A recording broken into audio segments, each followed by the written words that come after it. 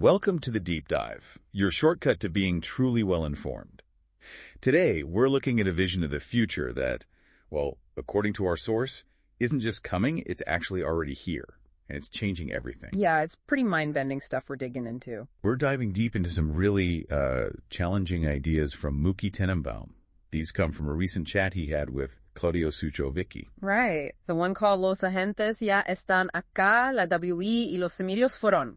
Which basically translates to, the agents are already here, the web and media are gone. He put it up on his YouTube channel, and honestly, it makes you rethink, well, everything about being online. It definitely stops you in your tracks. So our mission today, let's try and unpack Tenenbaum's really bold, maybe even radical claims about these AI agents popping up everywhere. And the impact they're having, right, on whole industries. Exactly. And what it means for, our daily lives, maybe even how society is structured. He talked about good stuff, advantages for us users. Convenience, personalization. But also some pretty serious downsides. Big problems for existing companies, maybe for jobs too. We'll try to cover both sides. Yeah, it's a vision that really forces you to just pause and think about how fast things are moving. Tenenbaum's not talking sci-fi here. No, he's saying this is happening now. He's practically yelling, wake up, look around. Yeah, urging us to see the shifts already underway. Okay, let's get into it then. Tenenbaum keeps saying this shift to AI agents is what is already happening. Yeah. So maybe first, what exactly are these agents he's talking about? Not secret agents, I assume. No, not those kind.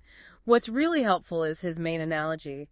He compares these AI agents to a really good old-school travel agent. Okay, like a human travel agent. Exactly. Think about it. You call up a travel agent you've used for years. They just know you, right? Mm-hmm.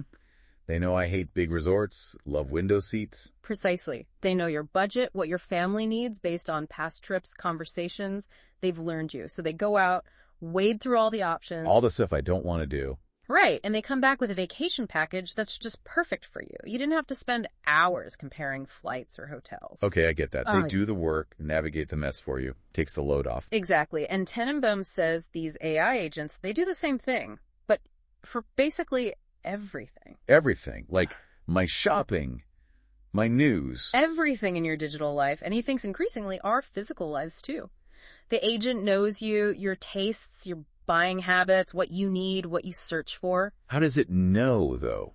It's not having coffee with me. No, it's built on really advanced AI. Think large language models mixed with super smart personalization tech. It's constantly learning from every click, every search, every interaction you have. Okay, so build a profile. A deeply detailed one, so it can guess what you need, suggest things, and crucially, act on its own for you. It goes out, finds what you're looking for, and you never have to open 10 browser tabs again.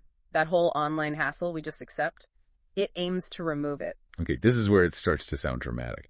Because Tenenbaum flat out says the web is finished. Done. We're seeing its last gasps. How does an agent finding me cheap flights lead to the end of the web? That feels like a massive leap. It does sound extreme, but he gives some pretty concrete, maybe even brutal examples. Let's take online dating. Okay. Tindermatch.com. He argues they're basically finished. Why? Because you won't go to Match.com anymore. You won't browse profiles. You won't swipe left or right for hours. So what happens instead? You just tell your agent, in normal language, find you someone who likes hiking, lives nearby, has a dog, whatever. Your agent then goes out, scans all the dating sites, looks at profiles everywhere. Even ones I don't have an account on. Potentially, yeah. It accesses the data, understands the nuances, and finds your potential matches across the board. So the company, like Match.com, that makes money from you spending time on their site, seeing their ads, maybe paying for premium features. They get cut out completely. Exactly. Their whole business model depends on you being there, engaging directly. If the agent is your only front door, that model just collapses. Wow.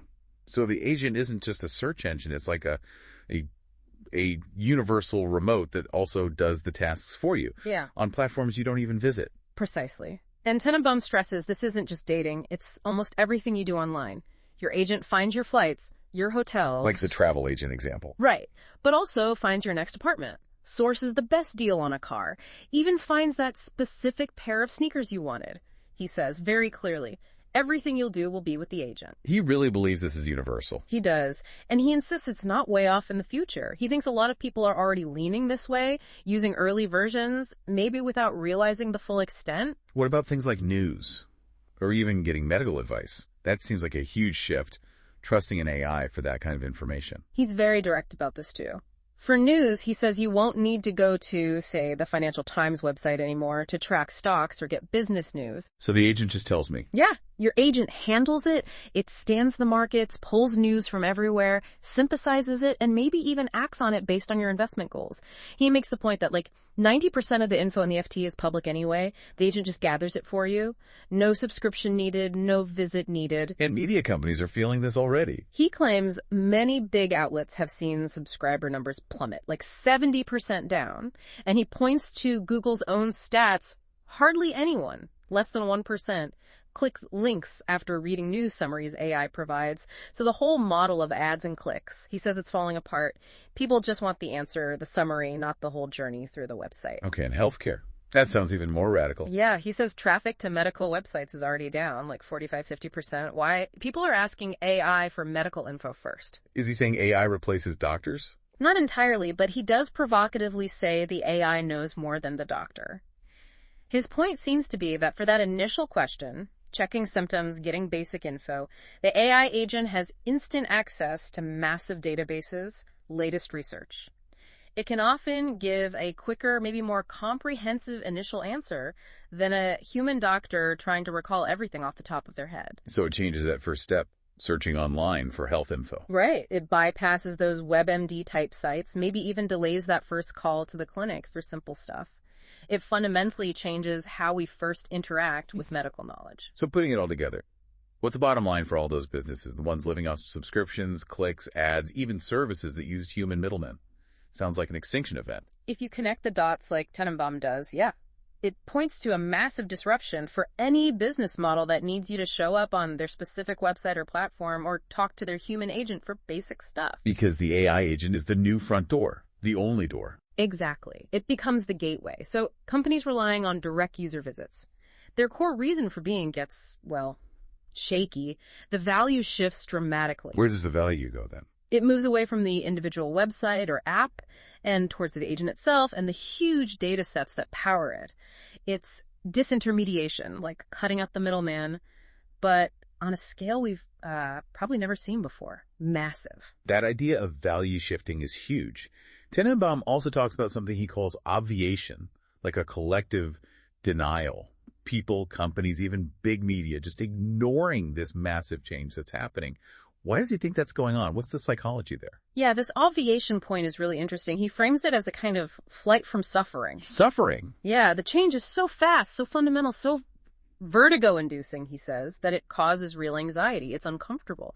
So people instinctively cling to what's familiar today or even yesterday. They refuse to believe this future is actually already unfolding. Like sticking your head in the sand. Kind of. He compares it to denial during the pandemic, or how people initially dismissed cars replacing horses. It's a defense mechanism.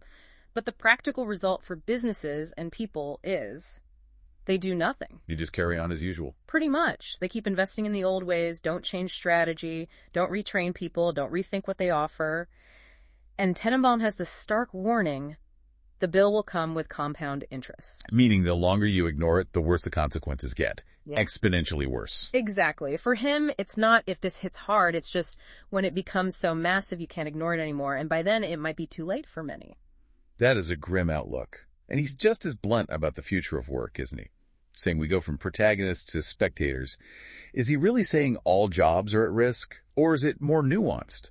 What does being a spectator even look like? He paints a pretty bleak picture, honestly. He talks about the traditional division of labor, the foundation of economies for ages. I specialize in something, you specialize in something else, we trade services. Right, the baker, the candlestick maker. That whole system starts to break down, he argues, because the agent can do so many of those specialized tasks, especially knowledge work or routine processes. It handles the analysis, the scheduling, the communication. So companies just don't need as many people. That's his prediction. He literally says companies will eventually have to fire everyone in certain roles. It becomes adapt or die, starkly put.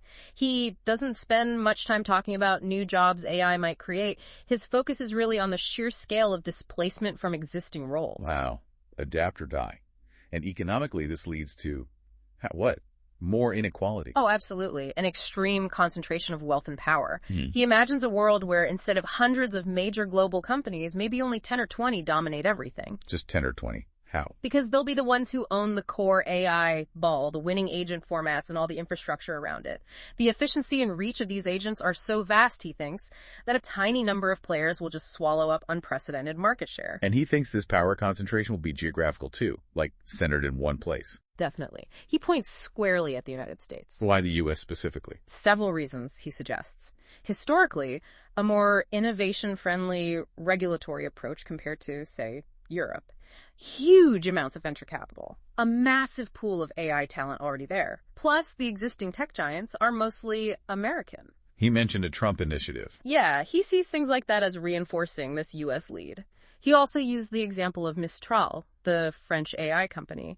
He suggested they faced hurdles getting full access to the U.S. market, implying a sort of protectionism is already building around AI leadership. So other countries risk falling behind. He's quite critical, yeah. He thinks countries like China, Japan, India, even his own, Argentina, are making a huge mistake if they try to close off their markets or heavily censor AI development. Why is that a mistake in his view? Because he believes AI needs freedom. It needs open access to global information, global data to learn and improve effectively.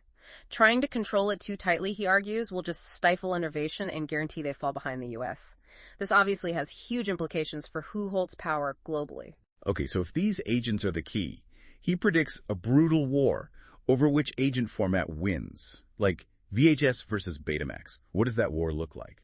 Exactly like VHS versus data. That's the analogy he uses. It's a critical part of his forecast. Right now, he sees maybe 4 main players seriously in the running: Google's agent, OpenAI's, Meta's, and Grok from Musk. And only one wins. He thinks so, yeah. Yeah. Within maybe 18 months, he predicts, one will become the standard, the dominant format everyone uses. And for those companies, the stakes are incredibly high. Winning means controlling the main interface to almost everything people do digitally and maybe physically too. So how do they win this war? Lower prices, better features. He thinks they'll go to extremes, give away devices, give away services for free, maybe even pay people to use their agent. Pay users, really? That's his prediction, because the agents themselves will likely be free for us, the users. The real value, the huge prize, isn't charging you a subscription for the agent, it's controlling the format, being the one everyone is locked into. The lock-in effect. Once it knows everything about me. Switching becomes really hard, maybe impossible. So it's a race for total ubiquity. Whoever wins gets this incredibly powerful position, unparalleled access to data, and massive influence over what we see and do. It's a new kind of monopoly. Sounds like a paradox. Free for the user, but immense power for the company. Yeah. So, okay, how much is this actually happening now? Are people really using these things already? Maybe without fully getting what's going on. He gives some pretty striking numbers and anecdotes suggesting, yeah, it's more widespread than we might think, even if it's still early days. He mentioned something like 70% of kids in the West have already had some kind of interaction, a small romance, he called it, with an AI avatar. Wow, 70%. So the next generation is growing up with this as normal. Seems like it. And he says huge numbers of adults are using AI too, even if they don't talk about it much. We're in this hybrid phase, he calls it, where we use both old tools and these new AI assistants, maybe asking ChatGPT a question, using a smart speaker. Not quite full agents yet, but steps along the way. Why are we adopting it so fast then, if we're maybe a bit wary? He puts it down to a fundamental human trait. We always choose the path of least effort possible. If something makes life easier, quicker, less hassle, we tend to just drift towards it. Makes sense. Convenience is king. And he shared this story about a friend. Apparently this guy uses an agent for literally everything. From waking him up, to managing his money, planning his day even, apparently. Listening into his conversations to remind him later about things he might forget. Whoa, listening to conversations. That's intense. Yeah, it highlights just how deeply embedded these things could become. Replacing apps, reminders, maybe even parts of our own memory or social awareness. That level of integration. It ties into another big claim he makes, that the world will end up being governed more by these few tech companies than by actual countries. He even says states are broken. If these agents are so powerful, what about pushback? What about censorship like we see in China? Could that stop this? Or could new forms of control emerge? His view on states is pretty stark. He basically thinks most governments, maybe except the U.S. because of how it's handling AI, are already failed. They're losing influence, losing respect compared to these incredibly powerful tech giants. And China's censorship efforts. He thinks it'll backfire badly, cause them to fall way behind, because, again, he argues AI needs freedom open data to truly flourish. Trying to lock it down just cripples it. So no resistance. People won't fight back against this level of corporate control or AI intrusion. No modern Luddites. He's pretty dismissive of that idea. He argues we're just too comfortable now. Life is too easy, relatively speaking. Plus, unlike the original Luddites who could smash physical looms, what do you smash now? The AI is in the cloud, it's everywhere and nowhere, there's no single machine to break. So we just accept it because it makes life easier. That seems to be his take. Paradoxically, he suggests life will become objectively better in terms of less effort, more convenience, more free time. But this leads to a new problem. A new kind of default suffering, as he puts it. Boredom. With agents handling everything, the challenges, the struggles, the things that often give life meaning, they might just fade away, leaving this huge void. That's a deeply unsettling thought. Yeah. What should people do then, especially young people starting out? His advice is pretty radical. He basically says, don't bother studying engineering or finance or traditional fields unless you absolutely love it for its own sake. So what should they pursue? Whatever they genuinely enjoy. He literally says, go fishing if that's your passion. His point is, the whole nature of work is changing so fundamentally that traditional career paths might become obsolete. Value will shift to things AI can't do. Creativity, empathy, passion, unique human experiences. Wow. Go fishing. Okay, what about the devices we use every day? Our smartphones, the apps. Are they safe from this agent takeover? It's hard to picture life without apps. Nope, not safe according to Tenenbaum. He doesn't think phones themselves will run the really powerful AI. They'll mostly be interfaces, dumb terminals almost. So the phone just connects the agent in the cloud. Exactly. You talk to your phone, it sends the request to the massive AI brains somewhere else and gets the answer back instantly. And apps, he says they'll disappear. Disappear entirely. Why? Because agents are just better, he argues. They're efficient, they're free, they don't crash constantly like apps do. Think about all the time we waste updating apps, logging in, dealing with bugs, navigating clunky menus. Yeah, it adds up. He says agents save us all that hassle, immense amounts of time saved. The constant promise is more and more time.